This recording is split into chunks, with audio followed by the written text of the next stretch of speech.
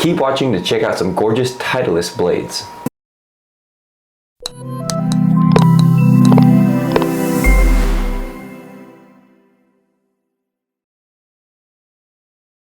Hey, and welcome to What's in Your Bag Golf. This is Jalen. This is the channel on YouTube that checks out amateur golfers and their equipment. Today I'm with Joel, and Joel has a super cool bag, but more importantly, Joel is a super good friend to me. He's been a kind presence to myself and my family, and we do that a lot by playing golf together. And that's one of the reasons I love this channel, is because I get to not only meet new people, but also hang out with a lot of the current friends that I have, and get to kind of explore their bag too. So Joel is extremely important to me. If you stay until the very end of the video, then I'm going to chime in with my favorite part of Joel's bag. So today we are here at Trails West Golf Course on Fort Leavenworth, right? And we just finished playing a pretty solid round, right? Solid? Yeah, not too bad. And so we're here with my good friend Joel. Joel, how you doing today? I'm great, man. Beautiful day. A little overcast, but perfect weather. Yeah, it was wonderful. It was really great. And you played decent, would you say? Decent. The back nine was a little rough for me. I don't know. I think I got a little bit loose on my backswing, which caused some timing issues. But hey, you know, it's golf. Bogey golf, and it's golf. Yeah. You know, bogey golf is good golf. So, yeah. So yeah. Yeah. So how long have you been playing? Since about 2008. So, you know, rough math, 12, 15 years. Yeah. What got you into it?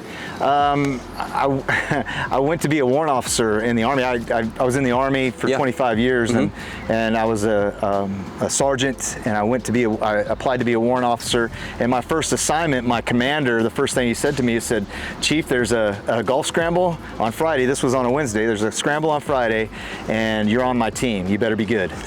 And I was far from good. Okay. And from that moment on, I was like, okay, I can't let this game beat me. And I was kind of hooked from then. Yeah. And so did you get better pretty quickly? Did you take lessons? Did you kind of practice a lot, or? No lessons. I just practiced a lot. I got a little driving net on post for my backyard, and I just, you know, frustrated.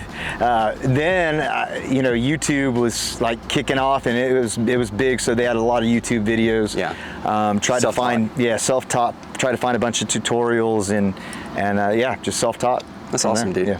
Well, let's get to your bag.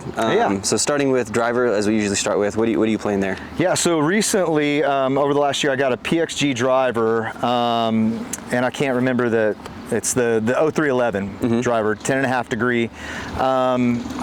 For my height, I went ahead and sacrificed distance, and I shaved a little bit off the shaft. I think I went a half an inch short on the shaft, the standard shaft.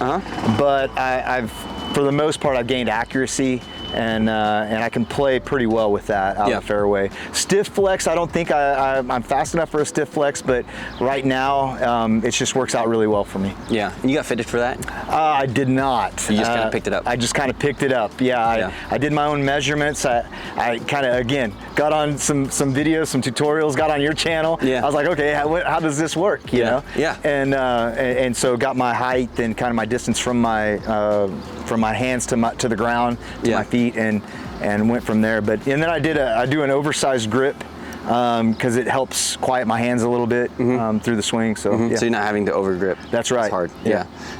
So how far would you say you hit that driver on average? On average, probably 245, between 245 250. It's pretty decent. Oh, yeah, it's not bad. It's not bad at all. And then so you move from driver, and then you have a 3-wood or a 5-wood? I do. I have a rescue. I don't have a 3-wood. I'm wanting to get one. I'm in the market for one, but and kind of budgeting for it.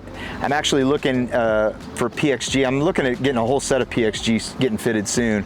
But for my rescue club, it's an 18 degree 3. It's an old burner super launch. TaylorMade? Yeah, TaylorMade burner super launch. Kind of one of the first years of the rescues they came out. It's beat up, but it's pretty solid for me. So anywhere from 200. I think even out on the course, you've seen me hit it from everywhere from 175 to 200. And it just depends on my grip, where I'm gripping on the shaft and how much distance I get out of it. So it truly is a utility. It is a utility club, yeah, for sure. Is it a tee club for you?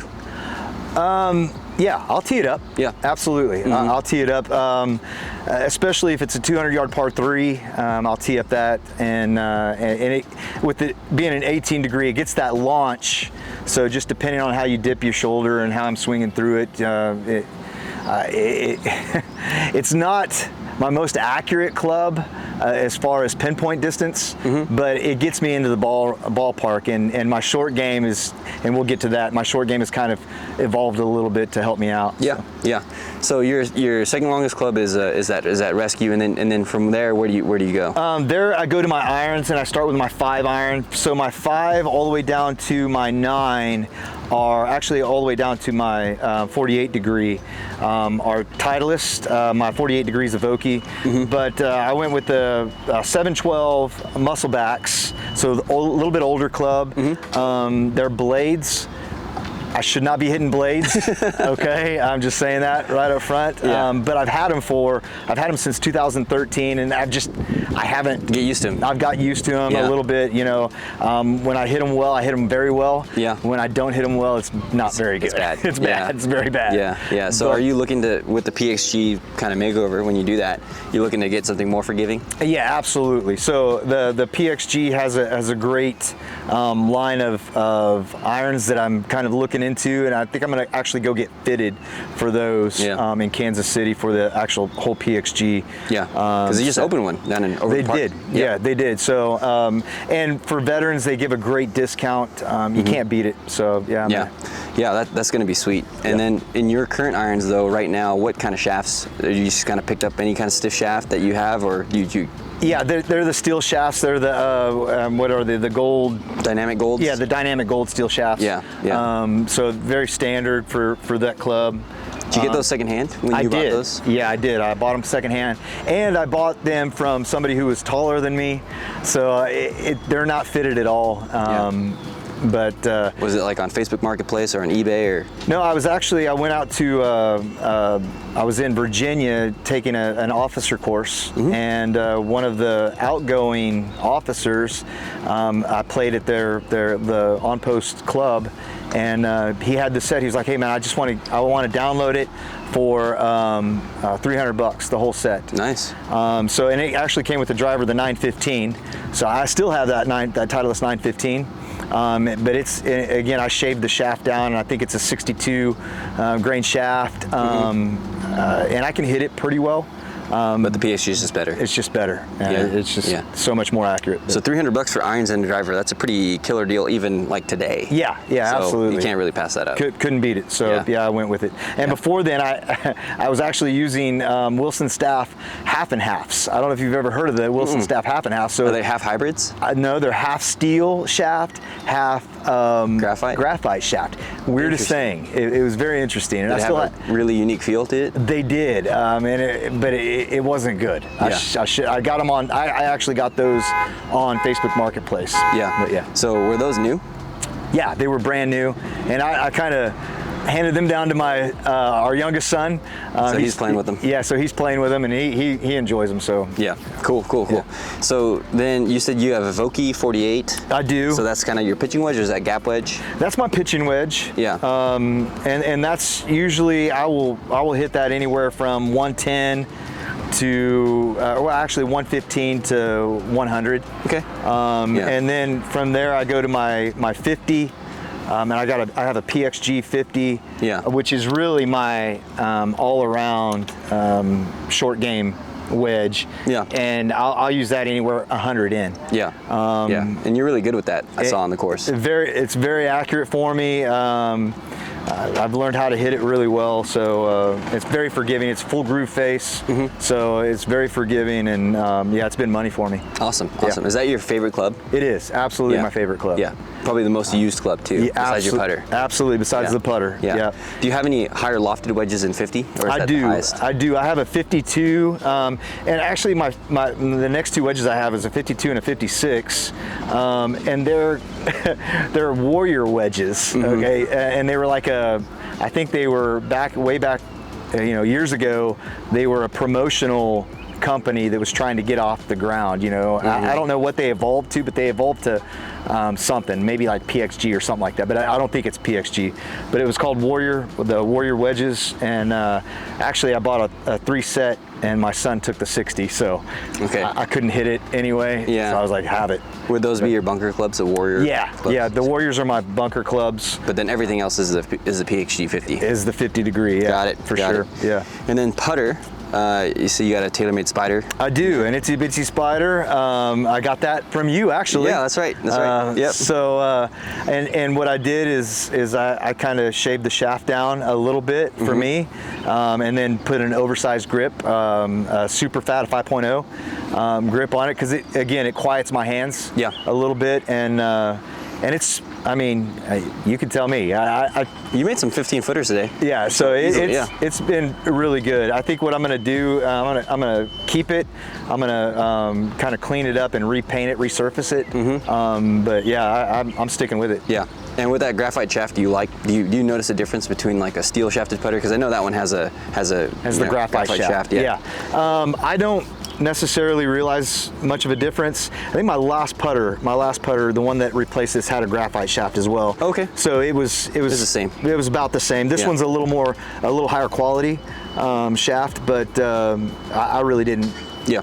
It didn't change much for me. Sweet. Yeah. Do you play a certain ball, or you just kind of whatever you have in the bag? Whatever I have in the bag, man. Cheap is good for me. That's right. So when you lose them, it's not that bad. That's right. So, well, you see me today. I seen a whole box for $20. I'm like, I'm grabbing a whole box for $20. You know, I think it was the Marathon. Yeah. The Strixon Marathon balls. Yeah. But I think the ones I was playing with today were the Wilson Staff. I can't remember the exact brand, but again, it was like a $20 ball. It's just whatever you can find. Yeah, whatever I could find. So yeah. Awesome, man. Awesome. Any other trinkets that you carry around in your bag? Ball markers, ball repair, anything like that? You know, it's kind of sentimental to me, but I do have a ball marker and a repair that I carry around with me, and it just reminds me of my time in the Army. Yeah. It's a 101st coin, and I also have another coin that I use from time to time, and it's my recovery coin. You know, I went through a time where I need some help, and Celebrate Recovery kind of helped me spiritually, it helped me emotionally, it helped me in a lot of ways, and my year mark of celebrating recovery, they gave me a year chip. And you use that as a ball marker? Yeah, I use it as a ball marker. I keep it in my bag. And the things that as far as that goes, they're really good reminders of both who I was and who I'm becoming. Yeah. So, yeah. Well, that's awesome, dude. Yeah. Well, thanks for being on the channel. Hey, thanks for having me, man. It was great. Thanks for playing. Of course. Yeah. Thanks for watching until the end. My favorite part of Joel's bag has to be his Titleist blades. Those are definitely aspirational blades for me. I could never play them. Joel seems to do just fine with them, but I think he said himself that he does eventually want to switch into something that's a little bit more friendly and a little bit more forgiving, and who can blame him? But you know, while they're in his bag, they do look extremely beautiful.